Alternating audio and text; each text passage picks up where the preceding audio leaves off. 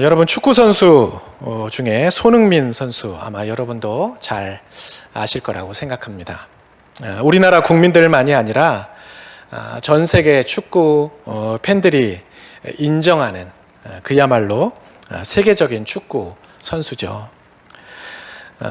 세계의 나라마다 여러 리그가 있는데 그 가운데 특별히 세계적으로 정말 실력 있는 유명한 선수들이 모여 있다고 그렇게 이야기하는 영국의 프리미어 리그에서 우리 아시아 선수로는 최초로 100골 이상을 넣은 그런 선수입니다. 그리고 2021년, 2022년 시즌에는 그 세계적으로 유명한 선수들이 가득 있는 그 영국 프리미어 리그에서 득점왕까지 차지한 그런 선수입니다.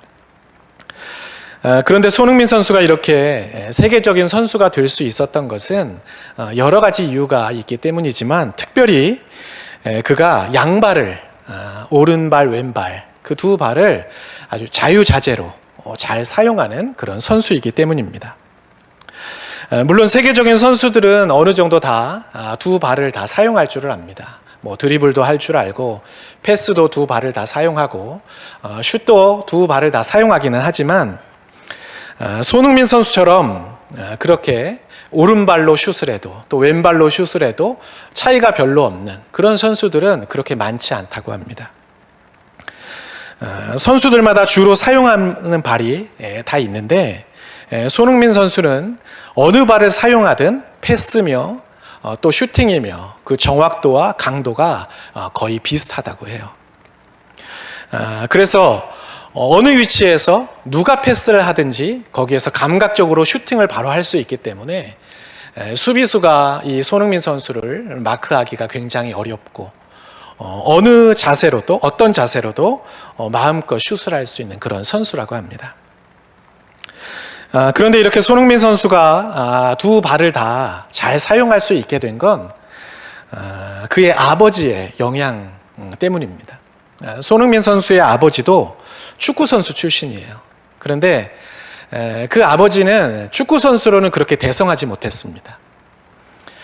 그래서 자기의 그 축구 선수 시절을 생각하면서 축구 선수가 한 발만 사용하는 것보다는 양발을 다 사용하는 게 얼마나 중요한지를 아주 절실하게 느꼈다고 해요. 그래서 어린 시절부터 이 손흥민 선수를 훈련시키면서 계속 왼발을 주로 사용할 수 있도록 옆에서 도와주었다고 합니다. 발을 씻을 때도 몸을 씻으면서 발을 씻을 때도 왼발부터 씻으라고 이야기하고 양말을 신을 때도 왼발부터 양말을 신으라고 했다고 합니다. 공을 찰 때에도 왼발부터 공을 차도록 습관을 들였고 또 슈팅 연습을 할 때에도 오른발로 차는 것보다 왼발로 차는 연습을 훨씬 더 많이 시켰다고 합니다. 제가 예전에 그 손흥민 선수를 주인공으로 한 다큐멘터리를 본 적이 있는데 손흥민 선수가 자기 어린 시절을 이렇게 회상하면서 자기가 어렸을 때 자기는 그 축구장에 나가면 그냥 오른발로 계속 슈팅만 하고 싶은데 아버지가 그 슈팅 연습은 시키지 않고 계속 볼 트래핑하는 연습, 볼 다루는 연습만 시키고 겨우겨우 그 슈팅 연습을 하려고 하면 오른발이 아닌 왼발로 차는 연습을 그렇게 계속 시켰다고 해요. 자기는 오른발로 강하게 슛을 하고 싶은데 아버지가 계속 왼발로 슛하는 연습, 왼발로 패스하는 연습, 볼 드리블하는 연습 이런 것들만 시키니까 불만이 많았고 훈련하는데 재미도 별로 없었다고 합니다. 그런데 이제 자기가 성장하고 나서 해외 리그에 진출을 하고 나서 어느 정도 그 실력을 인정받고 나니까 그렇게 자기가 어린 시절에 하기 싫어했던 그 연습이 결국 오늘날의 자신을 만들었다고 자기를 그렇게 세계적인 축구 선수로 만들었다고 고백하는 그 모습을 제가 본 적이 있습니다. 여러분 우리가 살다 보면 이런 일들이 참 많이 있습니다.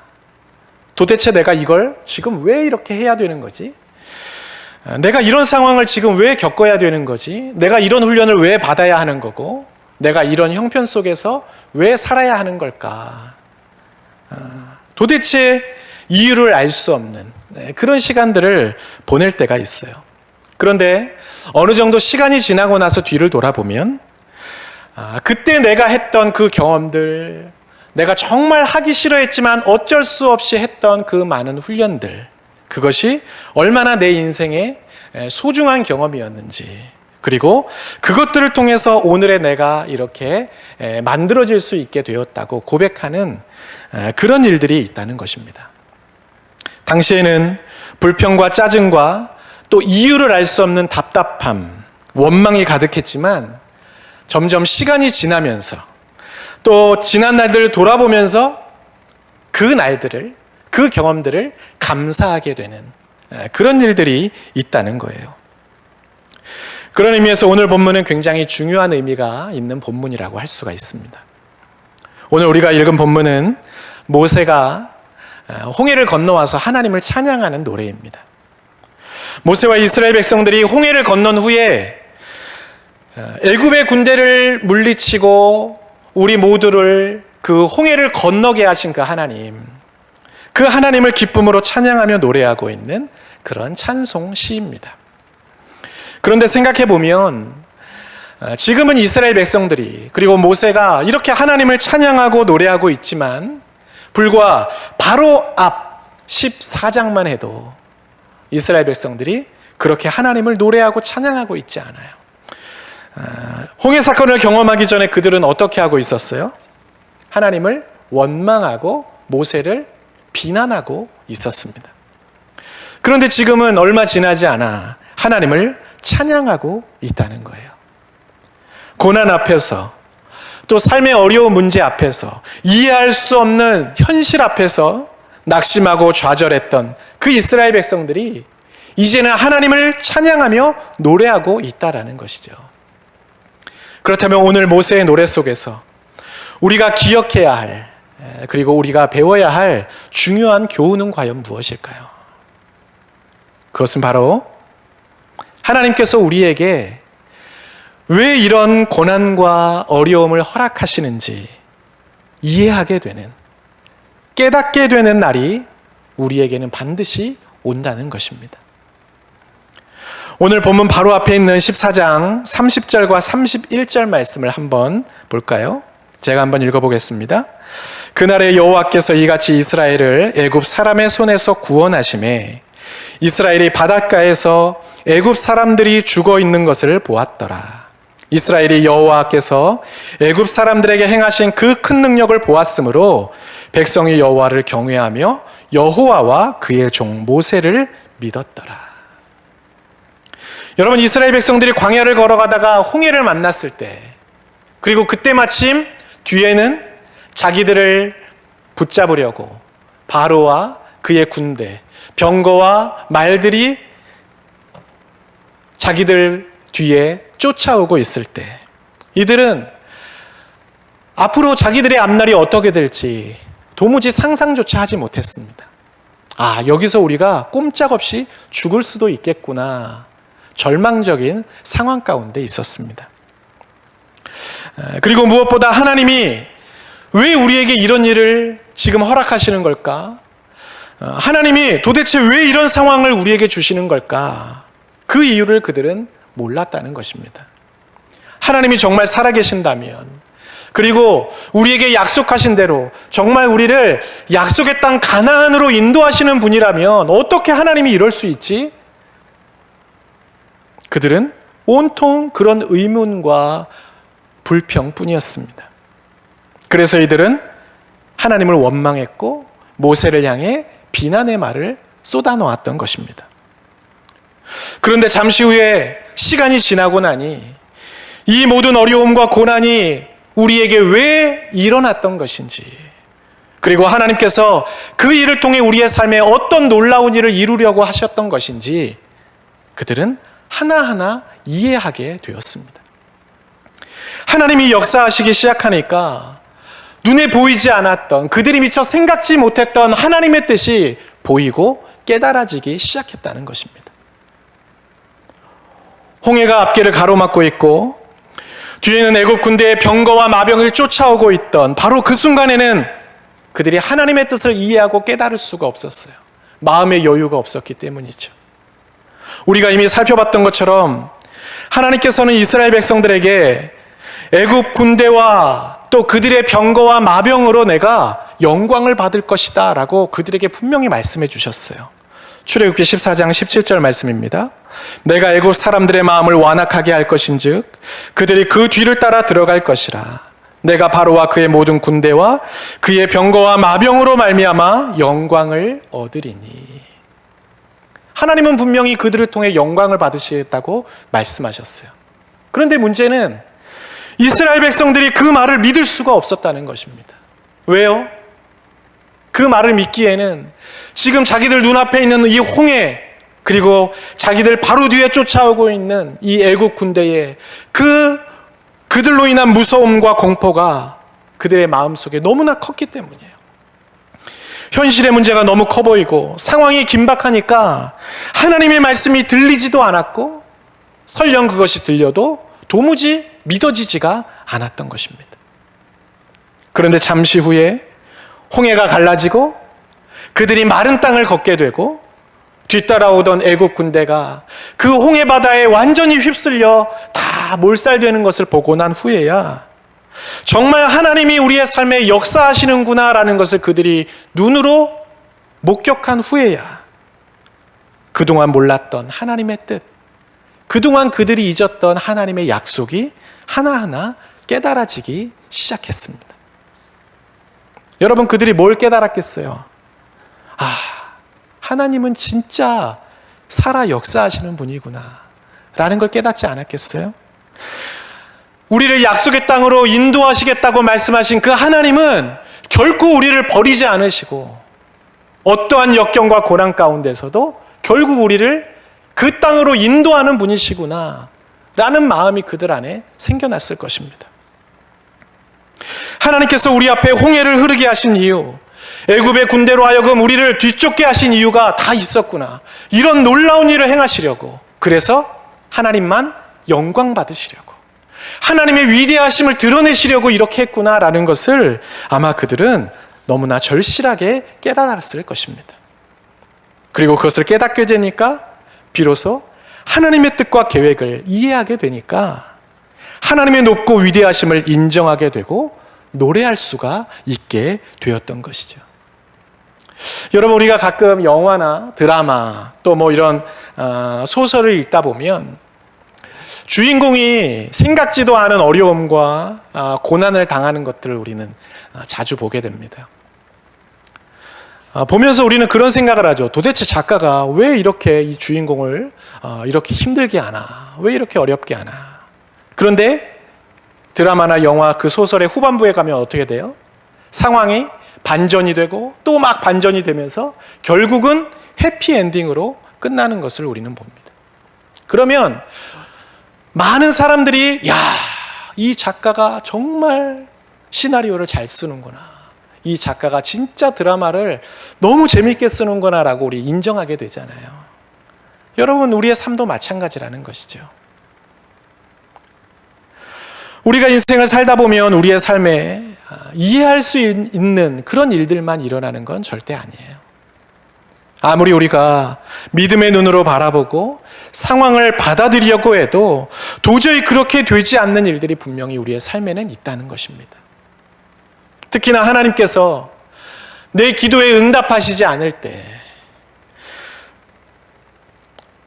내가 감당하기 어려운 문제들, 하나님 앞에 너무 절절하게 기도하고 있는데 도무지 그 문제를 하나님이 해결해 주시지 않을 때, 우리는 그럴 때 우리 앞에 있는 고난의 상황들을 견뎌내기가 쉽지 않은 게 사실이에요. 하지만 우리가 기억해야 할 것은 견디기 힘든 그 고통의 시간, 이해할 수 없는 그 기다림의 시간들이라 할지라도 지금이 아닌 조금 시간이 지나고 난 훗날에 그 모든 상황을 왜 나에게 허락하셨는지 이해하게 되는 날이 반드시 온다는 것입니다. 내게 허락하신 그 시간들을 통해 하나님께서 어떻게 내 삶에 역사하시는지 깨닫게 되는, 알게 되는 그 날이 반드시 온다라는 거예요. 여러분, 인간의 역사는요, 어떤 일이 일어난 그 당시의 평가보다 시간이 지나고 난 이후에 역사가들이, 또 시간이 지나고 난 후에 후손들이 그 역사의 흐름 속에서 그 당시를 평가하는 경우, 제대로 평가하는 경우가 훨씬 많습니다. 당시에는 정말 훌륭한 일이라고 많은 사람들이 칭찬했는데, 시간이 지나고 나서 역사의 흐름 속에서 보니까 그때 그 일이 너무나 잘못된 일이라고 재평가를 받기도 하고요. 또 어떤 경우에는 이 사건이 우리에게 큰 아픔과 상처를 주고 분명히 안 좋은 일이었다고 생각했는데, 시간이 지나고 나니까 그때 그 일이 얼마나 우리에게 유익했는지, 좋은 일인지 다시금 평가되는 일이 있다라는 거예요. 여러분, 신앙도 마찬가지입니다. 내 삶은 왜 이렇게 고단하고 힘든지, 왜 하나님께서 유난히도 내 기도에는 응답하시지 않는 건지, 하나님은 왜 나에게 이런 가정에서 태어나게 하셨고, 이런 부모님 밑에서 자라게 하셨고, 왜 이런 고난을, 왜 이런 어려움을 나에게 겪게끔 하시는지 이해할 수 없을 때가 참 많이 있어요. 지금은 아무것도 알 수 없어서 답답하고 한숨이 나올 때가 많아요. 하지만 시간이 조금 지나서 하나님께서 우리의 삶에 역사하시는 그날이 되면 왜 나에게 그런 시기를 지나가게 하셨는지, 왜 나를 이런 가정에서 자라게 하셨고, 왜 이런 사람을 만나게 하셨고, 왜 나를 이 교회에 있게 하셨고, 왜 나를 이 문제 속에 내버려 두셨는지, 이것이 얼마나 우리에게 유익한 일이었고, 또 그 일을 통해서 얼마나 놀라운 하나님의 역사가 일어나게 되었는지를 여러분들은 반드시 깨닫게 될 것입니다. 여러분, 그날이 반드시 온다는 걸 절대로 잊어서는 안 됩니다. 이것이 바로 오늘 이 홍해 사건, 특별히 모세의 그 노래가 우리에게 주는 너무나 중요한 교훈인 것입니다. 그렇다면 그 사실을 믿는 우리들이 지금 우리의 삶의 자리에서 할 수 있는 것은 과연 무엇일까요? 그것은 바로 찬양입니다. 오늘 본문 1절부터 5절 말씀 제가 다시 한번 읽어드리겠습니다. 이때 모세와 이스라엘 자손이 이 노래로 여호와께 노래하니 일렀으되, 내가 여호와를 찬송하리니 그는 높고 영화로우시며 말과 그 탄자를 바다에 던지셨음이로다. 여호와는 나의 힘이요 노래시며 나의 구원이시로다. 그는 나의 하나님이시니 내가 그를 찬송할 것이요 내 아버지의 하나님이시니 내가 그를 높이리로다. 여호와는 용사시니 여호와는 그의 이름이시로다. 그가 바로의 병거와 그의 군대를 바다에 던지시니 최고의 지휘관들이 홍해에 잠겼고 깊은 물이 그들을 덮으니 그들이 돌처럼 깊음 속에 가라앉았도다. 불평하고 낙심하고 원망했던 그 모든 상황들, 왜 그런 상황을 내게 허락하셨는지 그것이 하나하나 이해되기 시작하니까 백성들의 마음에 흥분과 기쁨이 넘쳐나기 시작합니다. 죽을 것처럼 힘들었던 지난날, 이제는 정말 끝이구나 생각했던 그 날들이 하나님의 역사하심 가운데 문제가 해결되고 또 하나님의 놀라운 일을 이루시기 위한 과정이었다는 것을 그들이 깨닫게 되니까 그 놀라운 일을 이루신 그 하나님에 대한 찬양이 그들의 입술에서 저절로 나오게 되었다는 것입니다. 그런데 여러분, 우리가 오늘 본문에 나오는 모세의 찬양을 잘 살펴보면요, 이미 하나님께서 그들에게 행하신 그 사건만을 찬양하고 있지 않아요. 오늘 말씀 13절입니다. 주의 인자하심으로 주께서 구속하신 백성을 인도하시되 주의 힘으로 그들을 주의 거룩한 처소에 들어가게 하시나이다. 여러분, 여기서 인도하신다라는 단어는 미래에 대한 확신을 담고 있는 그런 단어입니다.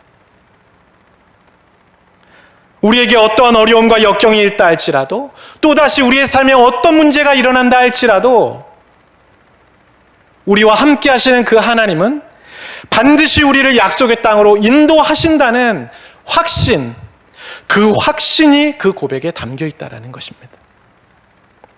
17절과 18절 말씀에도 이런 고백이 있습니다. 주께서 백성을 인도하사 그들을 주의 기업의 산에 심으시리이다. 여호와여, 이는 주의 처소를 삼으시려고 예비하신 것이라. 주여, 이것이 주의 손으로 세우신 성소로소이다. 여호와께서 영원 무궁하도록 다스리시도다 하였더라.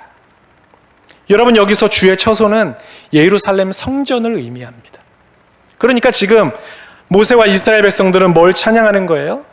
우리가 지금은 아직 가나안 땅에 이르지 못했지만, 우리는 아직 이 광야에 있지만 하나님은 반드시 우리를 예루살렘 그 성전, 그 거룩한 처소로 우리를 반드시 인도하실 것이라는 그 확신, 그 확신을 가지고 그들은 지금 하나님을 찬양하고 있었다는 거예요.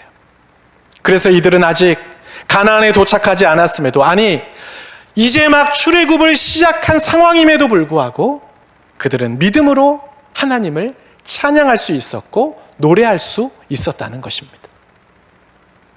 제가 예전에 반지의 제왕이라는 영화를 보러 간 적이 있어요. 벌써 20년도 더 된 일이죠. 그 영화에 보면 여러 등장인물이 나오는데 나름 중요한 인물 중에 간달프라는 사람이 있어요. 간달프. 근데 이 간달프가 이 영화 중간에 악과 치열하게 싸우다가 그만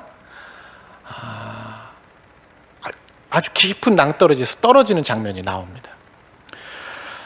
제가 그 싸우는 장면을 보면서 막 긴장하면서 그 장면을 보고 있는데 제 바로 앞줄에 초등학생 몇 명이 이렇게 앉아 있었어요.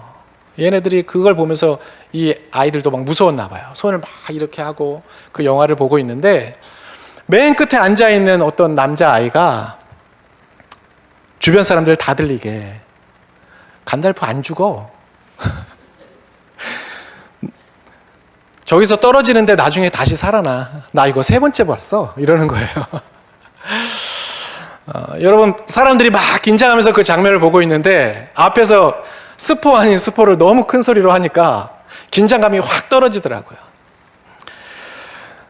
그러면서 혼자 막 팝콘을 먹으면서 너무 막 즐겁게 그 영화를 보는 거예요. 여러분, 많은 사람들이 긴장하면서 그 영화를 초조하게 보고 있는 그 상황에서 이 아이가 긴장하지 않고 혼자 콧노래 흥얼거리면서 팝콘 먹으면서 그 장면을 즐길 수 있었던 건 이 아이가 겁이 없어서가 아니라 어떻게 될 것인지를 알고 있었기 때문입니다. 여러분, 우리의 인생도 마찬가지예요. 우리가 살면서 겪는 그 많은 일들 중에는 기쁘고 즐겁고 행복한 일도 참 많이 있어요. 하지만 때로는 우리를 긴장시키고 낙심케 하고 또 눈물 나게 하고 한숨 짓게 하는 그런 안 좋은 일, 힘든 일도 참 많이 있는 것을 우리는 보게 됩니다. 그래서 많은 사람들이 두려움과 걱정과 염려를 달고 살아가요. 여러분, 그리스도인이라고 해서 다를까요? 그렇지 않습니다. 예수 믿는 사람들도 똑같이 걱정과 염려를 가지고 살아갑니다. 왜 그럴까요? 미래에 대한, 그리고 하나님의 약속에 대한 확신이 우리의 마음속에 없기 때문이에요. 하지만 만약 우리가 반지의 제왕 영화를 3번째 보고 있던 그 초등학교 아이처럼 앞으로 우리의 삶에 어떤 일이 일어나게 될지, 하나님께서 우리의 삶에 어떤 선한 일을 이루실지 우리가 믿음을 가지고 확신을 가지고 있다면 우리의 반응은 완전히 달라질 것이라고 믿습니다. 지금 내가 처한 상황이 비록 어렵고 힘들지라도 그럼에도 불구하고 우리에게 행하실 그 하나님의 거룩한 역사를 우리는 믿음으로 찬양할 수 있게 될 것입니다. 오늘 이 자리에 우리 선교사님들 자녀분들이 이렇게 왔는데 목회자 자녀로 사는 것도 쉽지 않지만 선교사님의 자녀로 사는 것도 참 쉽지가 않아요. 어려움도 많고 부모님들에게 말할 수 없는 여러 가지 고민과 많은 생각들이 아마 있을 겁니다. 그런데 하나님께서 우리의 삶에 지금은 왜 우리를 이런 상황에 두시는지, 나를 왜 이런 가정에서 나게 하셨고, 내가 살아가는 인생 속에 나는 왜 이렇게 어려운 일을 경험해야 되는지, 지금은 그것을 다 이해할 수 없을지 모르지만 선하신 하나님께서 우리를 마침내 약속의 땅으로 인도하시고 구원의 땅으로 인도하시고 우리를 통해 놀라운 역사를 이루실 것을 우리가 확신할 수 있다면 머지않아 여러분들의 그 훗날에 하나님의 그 모든 계획과 뜻이 다 이해되는 그날이 올 것이라고 믿습니다. 나 지금 말고 훗날에 라는 찬양이 있어요. 여러분도 아시는지 모르겠는데요, 이 찬양의 1절 가사는 이렇습니다. 나 지금 말고 훗날에 더 좋은 그 나라에서 이 눈물의 뜻을 알고 또 그 말씀 이해하리. 지금은 내 삶이 눈물 나는 현실에 불과하지만, 내 삶은 지금 고통과 어려움의 연속이지만 결국에는 이 모든 것이 다 해석되고 이해되는 그 영광스러운 날이 올 것이라는 믿음의 고백입니다. 이 찬양의 3절과 4절 가사는 이래요. 수많은 내 계획 위에 왜 구름이 덮였는지, 왜 내 노래 그쳤는지 그날 되면 이해하리. 내 원하던 모든 것이 왜 이루지 못했는지, 왜 내 희망 깨졌는지 높은 데서 이해하리. 아무리 열심히 노력해도, 하나님 앞에 몸부림치며 기도하면서 열심히 노력해봐도 우리의 계획대로 되지 않는 일들, 우리의 기대와 생각만큼 그렇게 열리지 않는 나의 인생, 희망에 꺾이고 절망의 먹구름이 드리워지는 그런 인생을 여러분 우리는 살기도 합니다. 모든 것을 포기하고 싶은, 내려놓고 싶은 그런 심정을 느낄 때도 분명히 있을 거예요. 지금은 도무지 이해가 되지 않아요. 도대체 하나님께서 나에게 왜 이러시는 건지 이유를 모르겠어요. 하지만 지금 말고 훗날에 이 모든 상황들이 다 이해되고 주님 안에서 깨달아지는, 너무나 완벽하게 다 해석되는 바로 그날이 올 것입니다. 왜 이런 날이 내 삶에 있어야만 했는지, 왜 나를 이런 삶으로 하나님은 이끌어 가시는 건지, 그리고 이 일을 통해 하나님은 얼마나 위대한 일을 이루시는지 우리는 알게 될 것입니다. 이 찬양의 후렴은 이렇습니다. 내 손 잡은 주 믿고서 험악한 길 다 갈 동안 늘 힘있게 찬송하면 훗날 그 뜻 이해하리. 여러분, 우리가 아무리 주님의 손을 붙잡고 우리의 인생을 걸어간다 할지라도 이 땅에서 살아가는 우리의 삶은 결코 평탄하지 않은 험악한 인생이 될 것입니다. 주님의 뜻에 순종하면서 가려고 하면요, 세상이, 사람들이, 그리고 사단이 우리를 가만히 내버려 두지 않을 거예요. 어떻게든 흔들고 우리를 위협할 것입니다. 그래서 우리가 만약 세상과 적당히 타협하고 다른 사람들과 똑같이 그저 그렇게 인생을 살아가려고 하면 우리를 너무나 사랑하시는, 그래서 우리를 약속의 땅으로 반드시 인도하시고자 하는 그 하나님께서 우리를 또한 가만히 두지 않으실 겁니다. 그래서 우리의 삶은 뭘 선택하든지 간에 험악한 길이 될 거예요. 그러나 우리가 우리의 삶에 일어난 모든 일들을 주님의 그 영광 중에, 그리고 감격 가운데 이해하게 될 그날이 올 것을 진심으로 믿고 날마다 주님을 바라보며 살아갈 수 있다면, 우리가 지금 걷고 있는 이 험악한 길의 한복판에서부터 우리는 힘있게 하나님을 찬양하며 노래할 수 있을 것입니다. 다윗은 시편 30편에서 이렇게 하나님을 찬양합니다. 시편 30편 11절과 12절 말씀이에요. 주께서 나의 슬픔이 변하여 내게 춤이 되게 하시며 나의 베옷을 벗기고 기쁨으로 띠우셨나이다.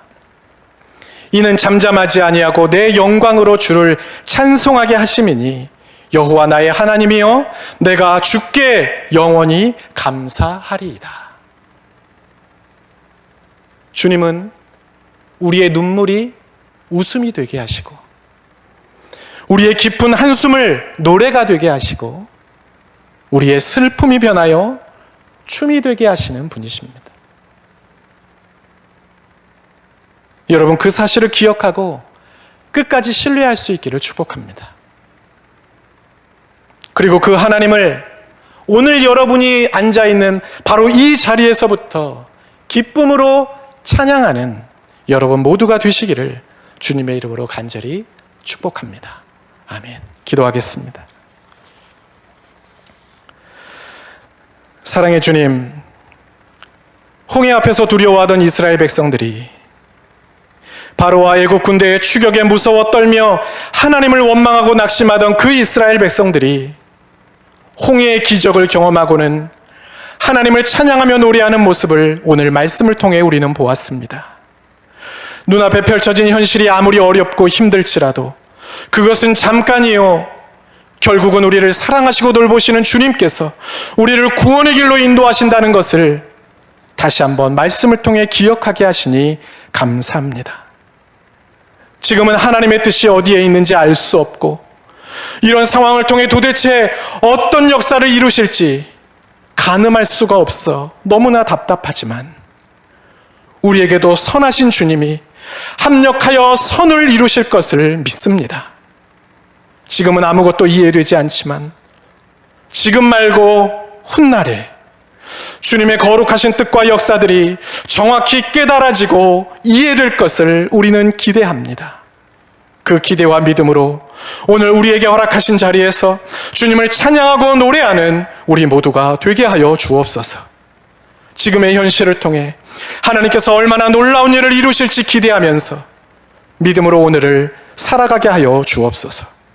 우리의 슬픔이 변하여 춤이 되게 하시고 우리의 베옷을 벗기고 기쁨의 띠를 띠게 하실 것을 확신하며 살아가게 하여 주옵소서. 우리의 힘이요 노래시며 구원이 되시는 주님의 높고 위대하심을 날마다 찬양하며 살아가는, 그래서 마침내 하나님의 놀라운 역사를 경험하는 우리 모두가 되게 하여 주옵소서. 예수님의 이름으로 기도하옵나이다. 아멘.